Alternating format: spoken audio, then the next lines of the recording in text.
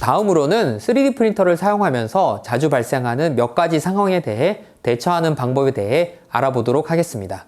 3D 프린터를 사용하는 중에 정말 다양한 문제를 접하게 되는데요. 첫 번째로 약한 출력물입니다. 3D 프린터로 나무 젓가락이나 빨대와 같이 가늘고 길게 된 물체를 세워서 제작하는 경우에는 잘 부러집니다. 강도가 필요한 경우에는 이렇게 세워서 출력하지 마시고 이렇게 눕혀서 출력하시면 더 튼튼한 걸 만들 수가 있습니다. 두 번째는 정밀도가 떨어지는 부분입니다. 노즐의 직경이, 우리가 사용하는 3D 프린터의 노즐의 직경이 일반적인 경우에 0.4mm입니다. 그래서 1mm 이하의 얇은 부품은 출력되기가 어렵습니다. 그리고 특히 높이 방향으로, 이렇게 세로 방향으로 생성되는 구멍은 정밀도가 많이 떨어지게 됩니다. 만약에 여러분이 정밀도가 필요한 부분이 있다면 심플리파이에서 이걸 회전시켜서 바닥에 눕혀서 출력하시면 정밀도가 좋아집니다. 그리고 출력 중에 수축으로 인해서 보통 구멍은 더 작게 출력되는 경향이 있습니다. 그래서 정밀하게 구멍을 사이즈를 맞춰야 되는 경우에는 3D 모델링 단계에서 약간 크게 제작하거나 혹은 출력 후에 드릴을 통해서 이렇게 다시 가공하셔야 합니다. 출력 중에 재료가 거의 소진된 경우에는 출력을 멈추고 필라멘트를 교체하고 출력할 수 있습니다. 하지만 완전히 소진되어서 헤드가 허공에서 움직이고 있는 경우에는 안타깝지만 처음부터 다시 출력해야 됩니다. 반드시 출력 전에 출력할 재료의 양을 확인하고 필요한 경우에 재료를 교체해야 합니다. 네 번째, 베드에서 떨어지는 현상입니다.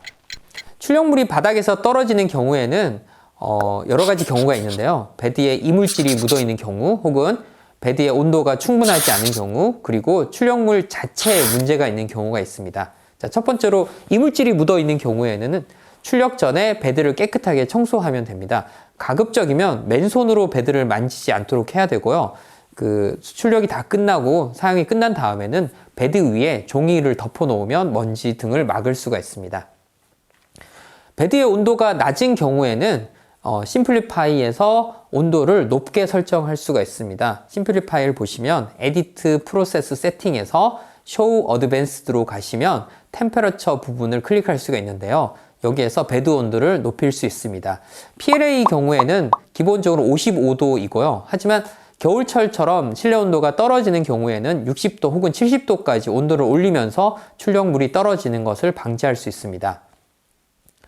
출력물 자체가 문제가 있는 경우도 있습니다. 예를 들어 별 모양처럼 각진 모서리가 있는 경우에 그 모서리로 수축력이 모이게 됩니다. 그래서 베드에서 그 모서리 부분이 떨어질 수가 있는데요. 이런 경우에는 바닥에 있는 레프트 부분은 넓게 하면 되는데요.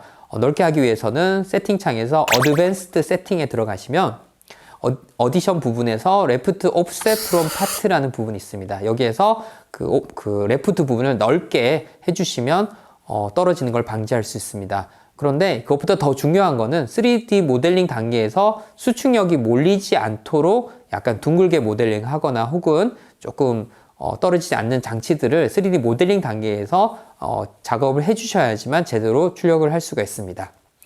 다음은 베드의 수평이 맞지 않는 경우입니다. 베드의 수평이 맞지 않는 경우에는 베드가 휘어 있거나 혹은 베드와 노즐 사이의 거리가 먼 경우에 출력물이 바닥에 붙지 않아서 떨어질 수 있습니다. 이런 경우에는 관리자에게 문의하셔서 제조사의 AS를 꼭 받으셔야 합니다. 다음으로는 필라멘트 꼬임 증상입니다. 필라멘트가 꼬이게 되면 재료가 공급되지 않아서 출력이 되질 않습니다. 이런 경우는 특히 필라멘트를 바닥에 떨어뜨리고 다시 감는 과정에서 발생하는데요. 혹시 여러분이 필라멘트를 옮기거나 하다가 바닥에 떨어뜨려서 이게 풀린 경우에는 바로 감지 마시고 좀 더 풀어서 단단하게 감긴 그 상태까지 간 다음에 다시 감아서 꼬이지 않도록 꼭 하셔야 됩니다. 지금까지 3D 프린터를 사용하면서 흔히 발생하는 오류에 대해서 알아보았습니다. 잘 생각해보면 이런 오류가 왜 생겼는지 여러분이 알아낼 수가 있고요. 그리고 이런 오류가 생겼을 때 그냥 프린팅이 망했다라고 생각하지 마시고 왜 이런 오류가 생겼는지 하나하나 생각해보고 검색해보고 찾아보시면서 여러분이 3D 프린터를 활용하는 능력이 좀 더 좋아졌으면 좋겠습니다.